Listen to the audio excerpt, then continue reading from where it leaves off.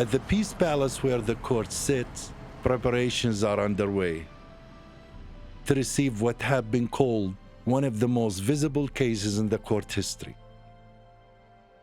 Israel has refused to participate in the court proceedings and instead submitted 130 pages document arguing that the ICJ has no jurisdiction over the case and does not have enough evidence to hear the case.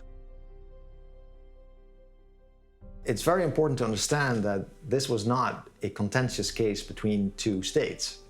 And so Israel was making its case in the court of public opinion at the gates of the Peace Palace in The Hague through numerous interviews on TV, whereas we were arguing the case in court.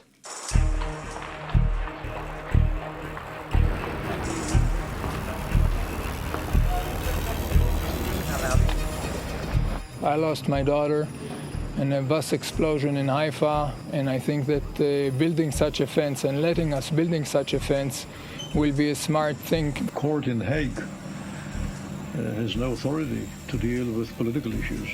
The victim is the accused. Just shows you that the United Nations has taken, including this one, are against Israel, anti-Israel, anti-Jewish. The odds in this particular proceeding are so politically stacked.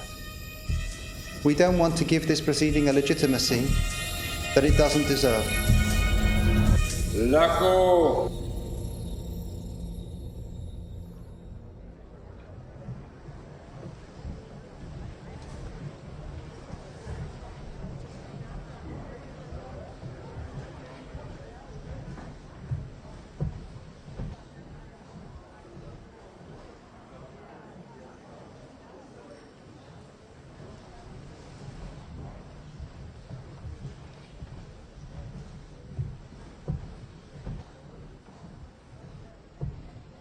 Please be seated.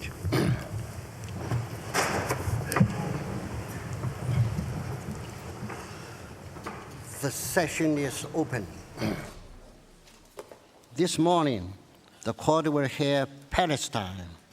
I stand before you as a representative of the Palestinian people, the indigenous people of the land, who for too long have been denied the right to self-determination and sovereignty over their land, and half of whom remain refugees.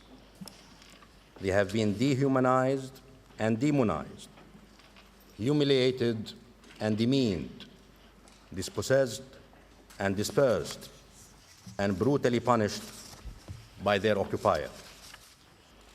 This case, however, is not about the whole of the Israeli-Palestinian conflict. It is about the wall.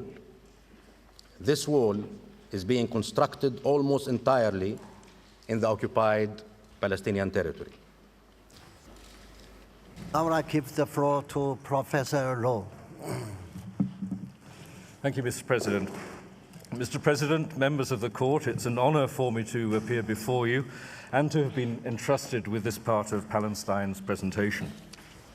Mr. President, the issue here is not whether Israel has the right to build a wall. It is whether it has the right to build the wall in the occupied Palestinian territory.